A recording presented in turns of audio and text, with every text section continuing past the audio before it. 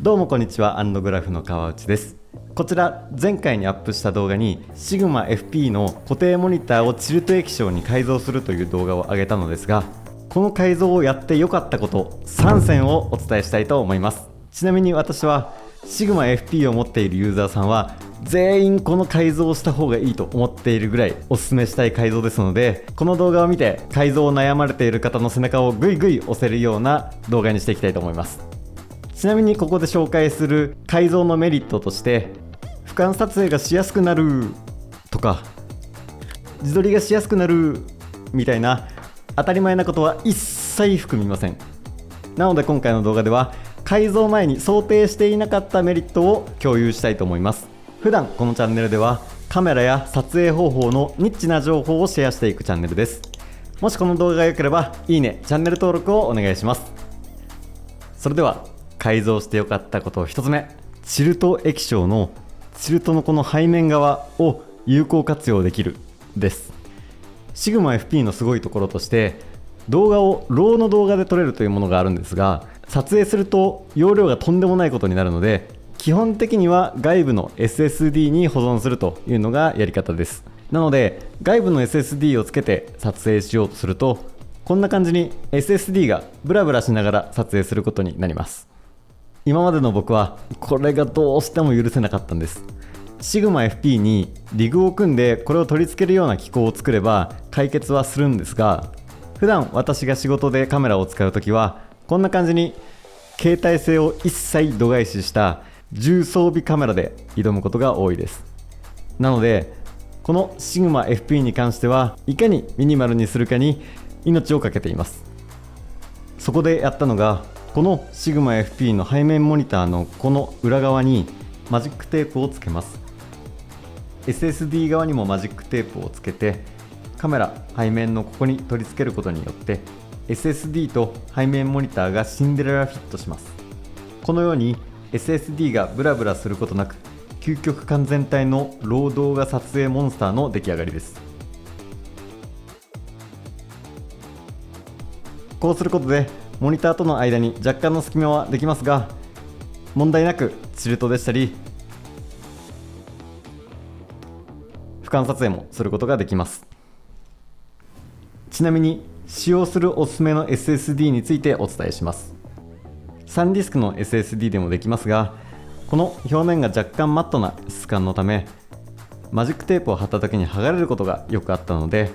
もしこの改造をするときはサンディスクではなくこちらのサムスンの SSD カードをお勧めします。このサムスンの SSD カードは概要欄に貼っておきますのでチェックしてみてください。続きましてチルト液晶に改造して良かったこと2つ目をお伝えします。2つ目は撮影する写真が変わったということです。もともと改造する前はあまり気にしていなかったのですが、今考えるとローアングルやハイアングルの撮影は無意識的に避けていたのかなと思います。当然この改造をすることでローアングルの撮影や俯瞰の撮影がしやすくなるのですが、今まで気づかず撮っていなかったローアングルやハイアングルをこの改造をすることによって撮影する機会が自動的に増えたと思います。別にこちらはせっかく改造したから無理やり撮影しようとしているわけではなくて、ハイアングルとローアングルの撮影をしようという選択肢をカメラ側から与えてくれたような感覚になります。一つ私の場合のデータを紹介します。2024年1月からシグマで撮影した写真の枚数が1523枚、そのうちローアングル、ハイアングルで撮った撮影が153枚なので、だいたい 8% ぐらいの撮影をローアングル、ハイアングルでやっていました。一方この改造をした後6月から8月の2ヶ月で1028枚撮影して、そのうちローアングル、ハイアングルのものが460枚の撮影でした。なので割合にすると 30% に増えていることが分かりました。別にこちらは改造したからローアングル、ハイアングルで撮ろうと思っているわけではなくて、勝手に無意識的にそのような撮影を撮るようになったというのがこの改造をして良かったことです。もともと固定液晶では見せてくれなかった世界をチルト液晶にすることによって見せてくれました。気づかれた方もいらっしゃるかもしれませんが、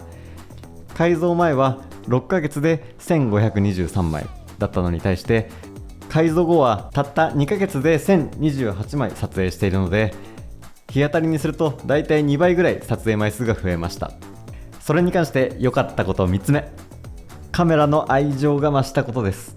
手塩にかけて自分の手で改造したカメラっていうのはもうほんと可愛くてしょうがありません。こんなマイナーな動画をここまで見てくださったということは、おそらくこれを見てくださっている方も並々ならぬカメラの愛情を持っている方だと思います。もし自分のカメラが自分の専用機となった時のこの感覚、伝わりますよね。このカメラ愛が増えることによってカメラを持ち出す機会が倍増しました。今外に出かけるときは財布と携帯とシグマ FP を持って出かけるぐらいです。この前病院に行った時もこのシグマ FP を持って病院に行った時に、まさかの病院の先生もシグマユーザーで、この改造にすごい驚いて会話が盛り上がって、医者の先生とインスタを交換するぐらいまでになりました。話を戻すと、カメラがより可愛くなることによって持ち出す機会が増えて、撮影体験を自分の日常の習慣にまで昇華することができました。ここまでこんなマイナーな動画を見てくださってありがとうございます。改造のいいところばかりを言っても怪しいので、本当は作りたくなかったのですが、こちらの改造して分かった3つのデメリットを次回の動画でアップする予定です。ぜひチャンネルを登録してお待ちいただければと思います。とはいえ何度も言いますが、この改造はシグマユーザー全員がやった方がいいと思ってます。ぜひチャレンジしてみてください。それでは本日の動画は以上です。もしこの動画が良ければいいね、チャンネル登録をお願いします。それではまた。